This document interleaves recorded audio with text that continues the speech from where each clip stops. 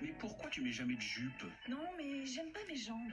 Les complexes vous gâchent la vie. Si ça peut vous rassurer, vous n'êtes pas seul. 67% des Français sont complexés par leur corps. Et question physique, les femmes sont encore plus complexées que les hommes. Sur le podium des parties du corps les plus détestées, le ventre, les poignées d'amour et le nez.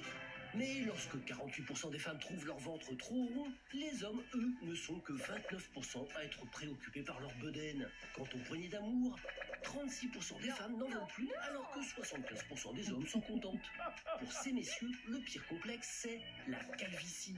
19% angoissent à l'idée du crâne d'œuf. Mais les complexes physiques ne sont pas ceux qui nous gênent le plus. Ceux dont on doute le plus, c'est à 70% de sa culture, à 69% de ses capacités à s'exprimer correctement et à 67% de ses capacités intellectuelles. On peut aussi être complexé par ses origines sociales, son compte en banque, etc., etc.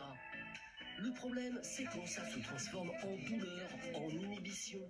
Bref, quand la honte ronge l'estime de soi. La solution, accepter sa différence et en faire une force. Entre nous, ça revient beaucoup moins cher que la chirurgie esthétique. Anne-Gaëlle, vous êtes psychologue spécialisée en troubles du comportement alimentaire et vous êtes également auteur d'un blog, Un poids en moins. Vous êtes complexée avant de commencer cette chronique? Je l'ai été pendant longtemps.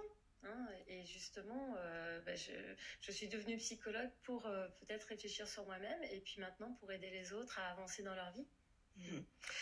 Une personne complexée, c'est une personne qui focalise sur un élément de sa personnalité, qu'elle soit physique ou intellectuelle, c'est ça? Intellectuelle, oui, c'est ça. En fait, la définition du complexe, hein, c'est une polarisation sur un aspect physique ou intellectuel et qui va nous empêcher de vivre vraiment pleinement notre vie parce qu'on va tellement se centrer sur cet aspect-là que finalement, on va s'empêcher de voir ce qu'il y a autour de nous. C'est ce qu'on appelle une fixette, en fait. Hein. Voilà, c'est ça. On peut appeler ça comme ça, tout à fait. Et c'était intéressant d'entendre Emmanuel de dire que tout le monde en a, parce qu'effectivement, une des manières déjà de dépasser ces complexes, c'est de prendre conscience que tout le monde, beaucoup de gens, la majorité des gens, le reportage le disait aussi, la majorité des gens ont des complexes pour X ou Y raison. Après, on en a comme tous, mais la fixette peut être plus ou moins importante. Vous parlez d'un patient qui se photographie 200 fois par jour. Oui, il photographiait sa calvitie naissante, hein, qui était naissante. Il n'y avait que lui qui la voyait, sa calvitie. Il se photographiait 200 fois par jour. Bon, là, on est dans des cas vraiment extrêmes, effectivement. Les complexes, ça peut guider nos choix. Et il y a beaucoup de gens qui vont s'empêcher de vivre certaines situations à cause de leur complexe. Je vais prendre pour exemple des personnes en surpoids qui ne vont pas aller à la piscine, qui ne vont jamais aller à la piscine avec leurs enfants par peur du regard des autres en étant en maillot de bain, parce qu'elles sont complexées par leur forme et du coup ne vont pas oser se mettre en maillot. Mais alors comment on fait pour se libérer du regard des autres quand c'est vraiment trop important pour nous?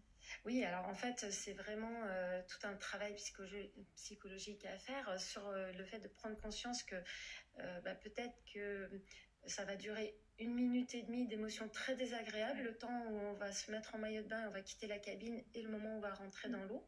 Ça va durer 1 minute et demie, peut-être extrêmement désagréable, mais ensuite ça va être 1 heure de bonheur à jouer avec ses enfants et que peut-être que on peut ressentir, se focaliser plutôt sur ce moment de plaisir plutôt que sur la minute et demie qu'on n'ose pas surmonter quand on s'en fait un complexe vraiment important. C'est se rendre compte de ce qu'on perd en étant resté focalisé sur ces complexes. Alors moi j'aime bien parler de ce qu'on gagne. De ce qu'on gagne. Ouais. Si on les oublie. Si on les met de côté, si on ne leur accorde pas l'importance qu'on leur accorde jusqu'à présent. D'accord. Alors on a Christelle, elle a 48 ans, elle nous a envoyé un petit selfie, on l'écoute.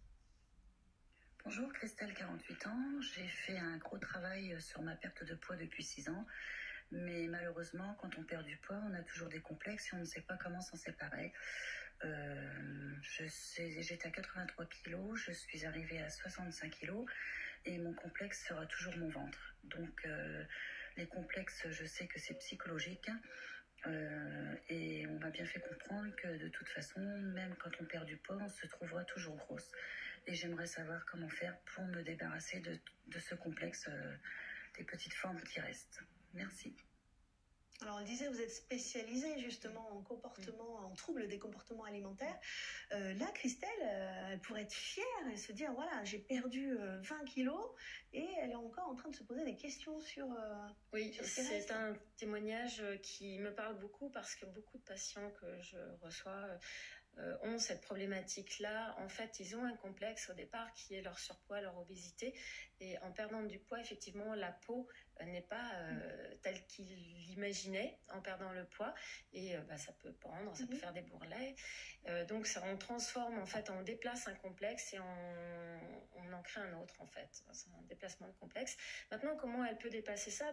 Justement, à réfléchir à tout ce qu'elle ne vit pas à cause de ça et qu'est-ce qu'elle aimerait vivre si elle mettait ça de côté.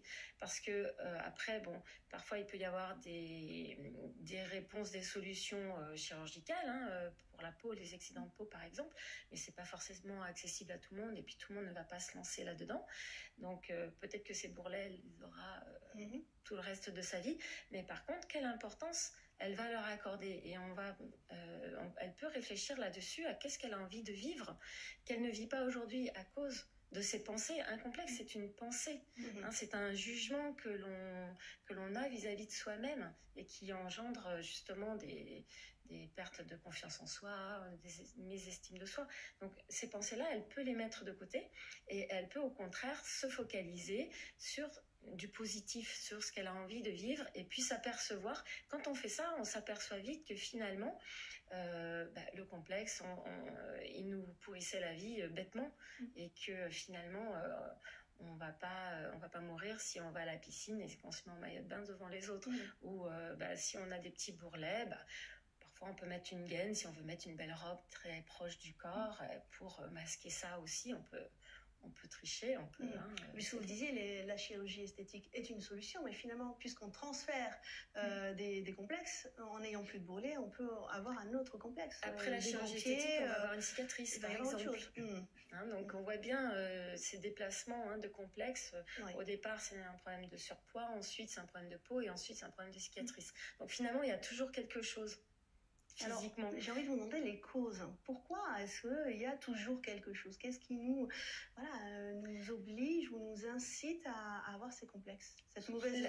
La source du complexe, c'est le jugement, c'est l'évaluation. Alors, ça peut venir d'influences culturelles, sociétales. Effectivement, si on regarde les magazines, on est très influencé.